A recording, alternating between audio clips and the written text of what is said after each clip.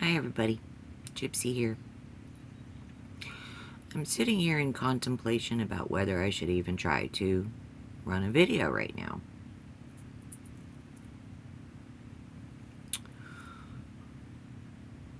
And it doesn't have anything to do with this. It has everything to do with my phone.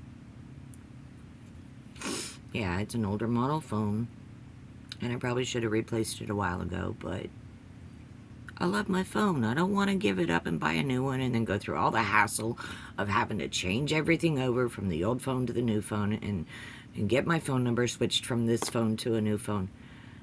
It's just a hassle that I'm really trying to avoid, so I'm procrastinating on getting a new phone. Here's my situation with this phone that I got right now.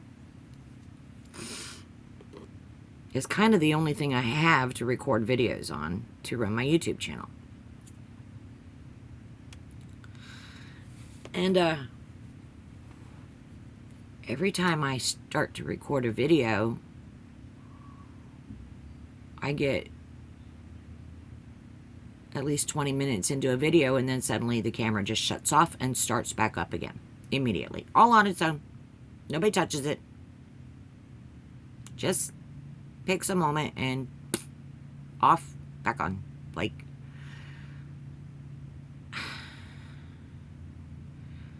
and I haven't figured out how to connect videos together. Editing. I just haven't figured that part out yet. Probably basically because this phone is so obsolete that it doesn't allow me to do what I need to do in the editing. That's one of my biggest problems is my phone itself is holding me back. So I'm really not helping myself by not getting a new phone. But I'm almost at the point where I'd like to be able to just throw away all this technology and not have it in my life at all, because I'm looking at what it's doing to the world, and it really isn't good. And Nostradamus predicted that, a web would hurt the world. So you can figure that out yourself. I'm not going into Nostradamus's predictions because they're vast.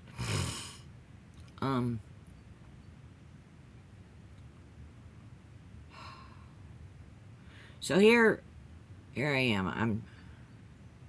I'm trying to get it to where you can see the board, and I'll still have some. I have to literally tilt it downhill for you to see it. So I guess I'm just gonna talk to my spirit guides, and first let's even see if there's anybody here with me today. Excuse me. Is there anyone here? And I'm going right into circles, so yeah, it's active circles, and so I do have spirit with me today. So I want to clarify something with you, spirit. Is there a spirit that has been shutting my phone off in the middle of a recording?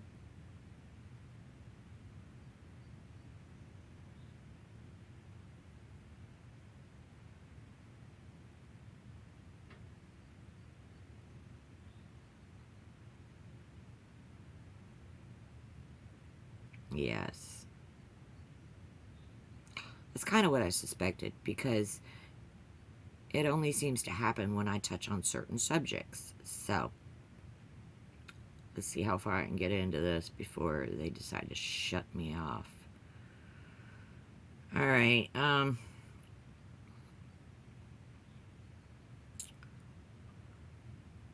If I get a new phone,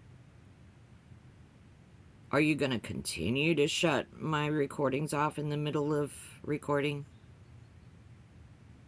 Spirit?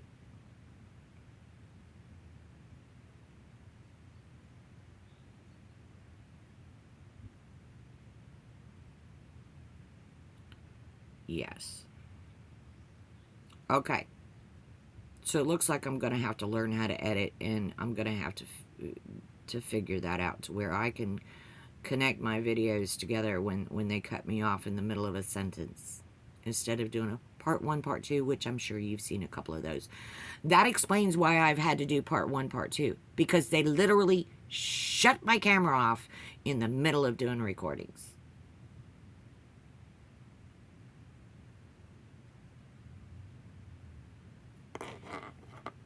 I was watching one of my favorite Bigfoot hunters on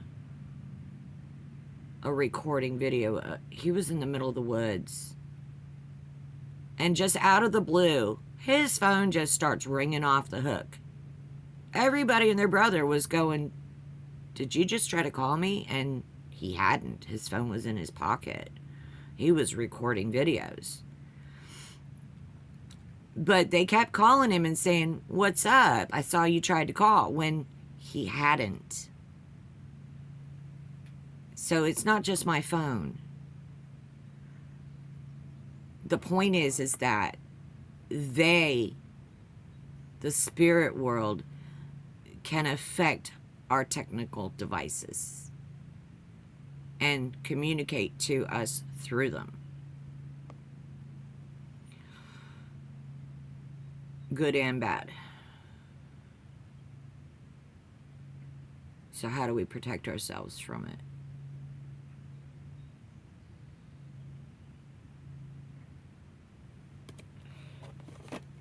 Let's ask Spirit.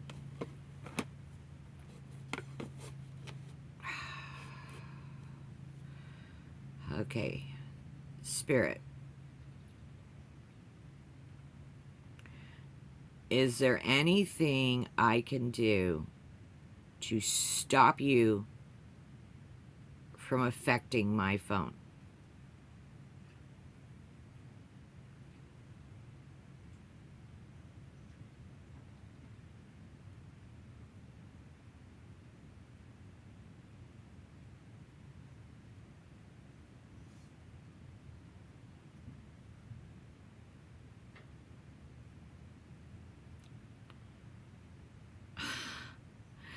No.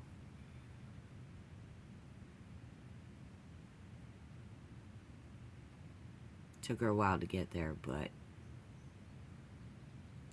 no. And the way that my oh boy. Do you see that? I don't know if you could see that or not. But my pendulum is just vibrating. It's standing straight up and down. And it's vibrating. It's wiggling. Zoom in on that. It's just vibrating. Spirit, will you please talk to me?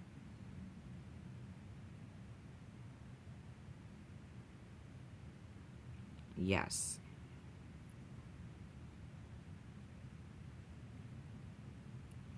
When you shut my phone off mid-sentence, are you trying to protect me?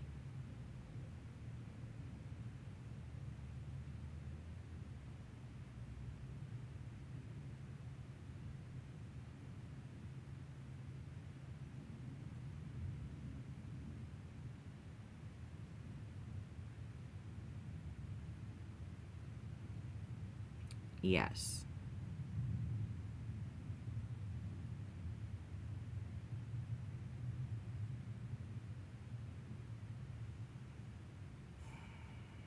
Thank you, Spirit. Clear and center.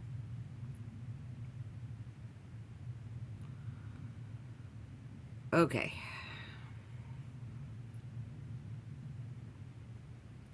So, to prevent you from shutting off my phone, I should avoid talking about certain subjects? Is that what you're saying?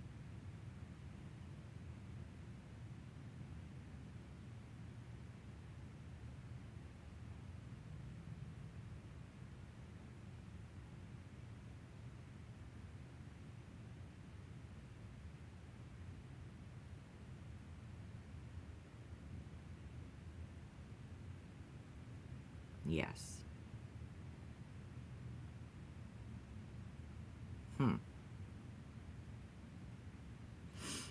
Excuse me, my nose itched. Alrighty. Alright, friends. If I had to make a part 2, it's because they shut me down in mid-sentence, which means something I was saying was very important. And the fact that I was saying it was putting my own self at risk.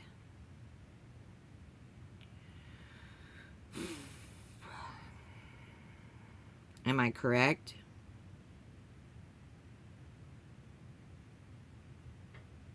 Yes.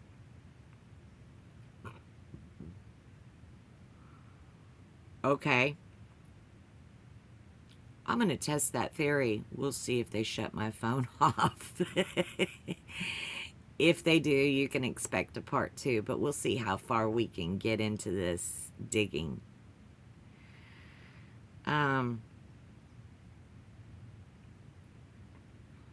Please answer me honestly, and I know you're supposed to. And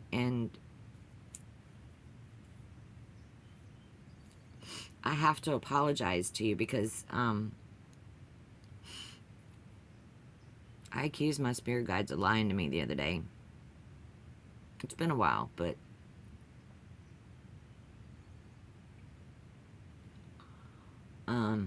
some of you may know, but my son is actually in the spirit world. Both of my sons are in the spirit world, but my older son, who was almost 40 when he died, we were very close for a very long time until he went down a dark path, and I just couldn't get him back. So, regardless, we have been communicating since he crossed over. And he was here with me while his dad was having open heart surgery. Well, let me take that back. His dad was in the hospital awaiting open heart surgery.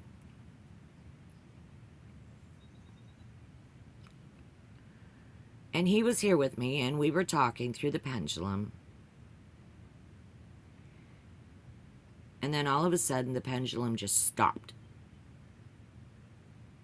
and went silent.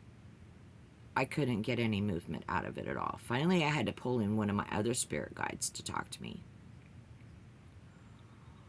And I asked them about Rabbit, my son's father, my husband / ex-husband, however you want to fucking look at it. He's there's no description. Anyways, Rabbit. I asked my spirit guides, did something just happen to Rabbit? And he said yes. And I asked him if Rabbit had just died. And he said yes.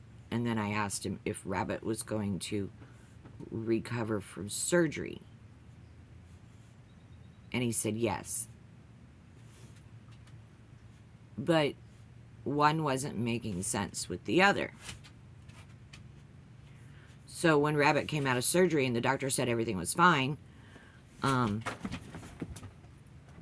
sorry, Nugget just came up to see me.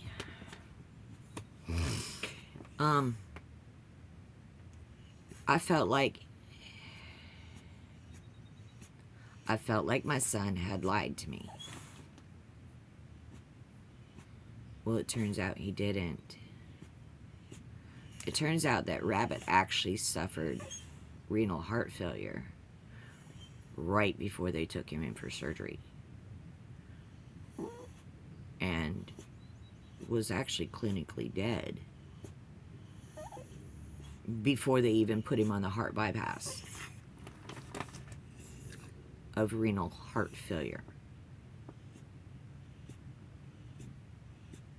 Well, his surgeon said that while he was in there, he not only repaired his heart, fixed the heart murmur, repaired the clogged arteries, but also fixed whatever was wrong with his kidneys, which at that point we had no idea there was anything wrong with his kidneys.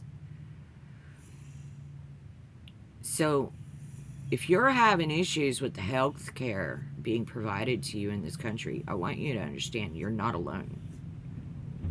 They withhold information from you. You have to ask the right questions if you want honest answers. And sometimes you may not even get those honest answers. They'll sidestep.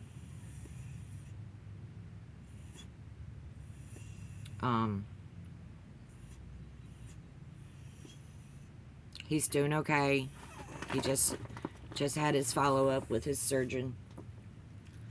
And he's still having a lot of what he's calling and describes as clicking when he moves his arms too much, which means his rib cage is not healed together yet. And they showed him x-rays of post-surgery that they literally have his rib cage wired back together, so it won't pop apart. But they said that if it doesn't heal within the next 30 days, they might have to reopen him up and put a plate in there to hold his rib cage together if the wires aren't enough. They'll screw the plate to both sides of the rib cage to literally hold it together so that it can re-heal together. So he's been told to slow back down. He's been pushing himself too much, trying to do more than what he literally should be doing. He actually had his doctor's nurse type up a letter to tell me that it's okay for him to drive short distances. I'm like, I'll tell you what, you think you can drive, I'll let you go up to Circle K and back. It's 1 block. And then you tell me how you feel about it. So he did. He went up to Circle K. It's right up the hill. Straight back. I don't want to drive no more.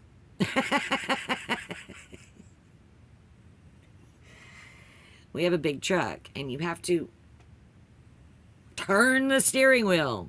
This is a motion that the doctor doesn't want him doing with his arms. So, at least for the next 30 days, he's not supposed to be driving. At least not till his next follow-up. And he's learning he still has limitations, and he's learning that, you know, you're not going to be 100% again. So you need to take care of yourselves now while you're young and healthy.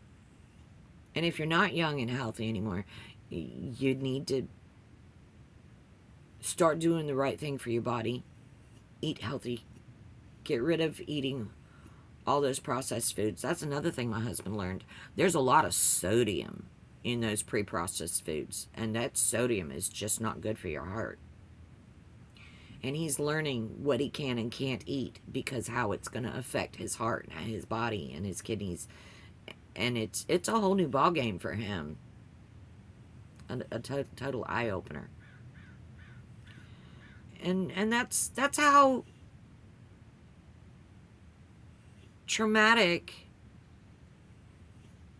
having open heart surgery actually is. Because if you think about it, they kill you to save you. And during that time, you spend a little bit of time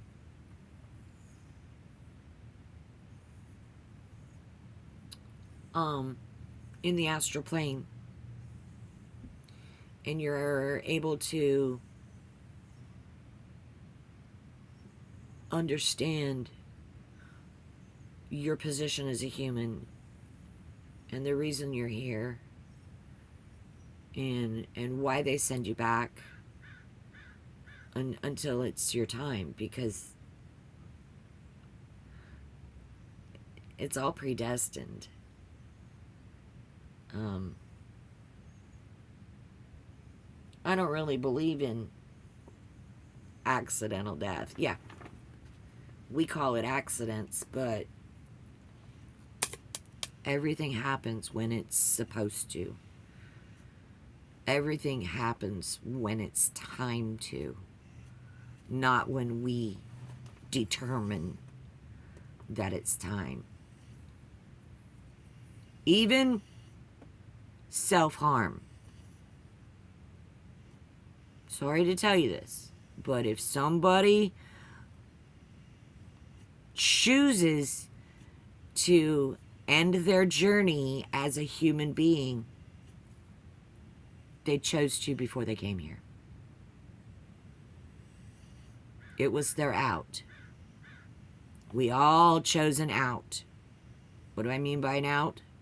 Our day of death.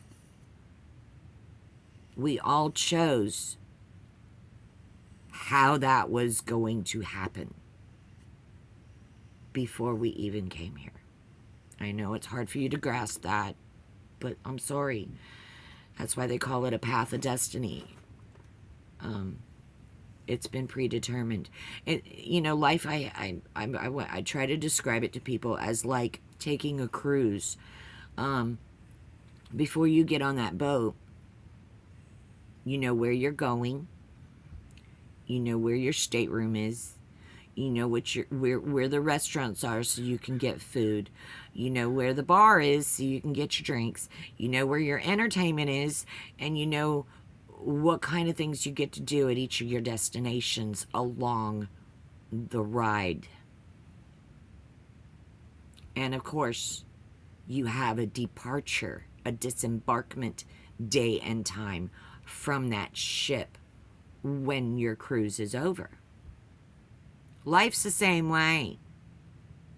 You sit down with a life director and you write down what you want your life to be like when you come into this world. Whether you're going to be poor or wealthy. Whether you're going to have a mansion or be homeless. Believe it or not, whether you're going to be good or evil. That's actually a choice. Some people chose to come here to be the bad guy. And you're probably thinking, oh, but no, God would never let that happen. Really? You sure about that? Maybe you may need to take a bigger, deeper dive into all those books you demand that we read and live by. Read the ones that were omitted and figure out why they were omitted. What didn't they want you to know? And now that you know, what do you really think about it? Okay, the Ethiopian Bible has just been released, and people are going through it with a fine-tooth comb, and they're comparing it with the modern day Bible, and they're seeing the differences. So, use discernment. But understand this. You are in control of your journey by way of choices. Yes, your path of destiny is written, so you can't really change that. But you can decide whether you're going to take the left fork or the right fork when you get to that fork in the road. Every decision is a choice that you have to make along the way. Because once you're born into this world, you're flying blind. You do not remember what your plan was. You do not remember what your path of destiny was. You do not remember where the restaurants are, where the bar is, where your housing is supposed to be, or what the destinations were that you pre-chose. You learn about them along the way by the choices you make. as you grow, as you learn. How do you learn? Through failure, through mistakes, through pain.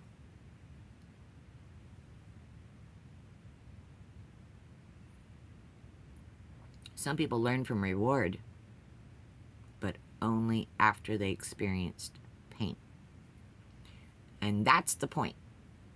Yes, the Creator gave us a choice of being good or evil,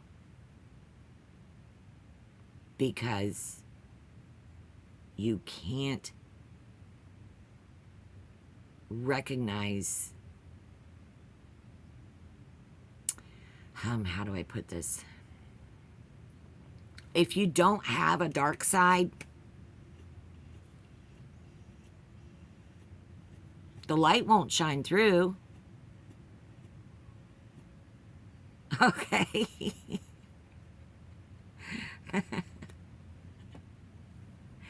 If you don't have something evil, then what's the point of having a savior? Oh, Lord.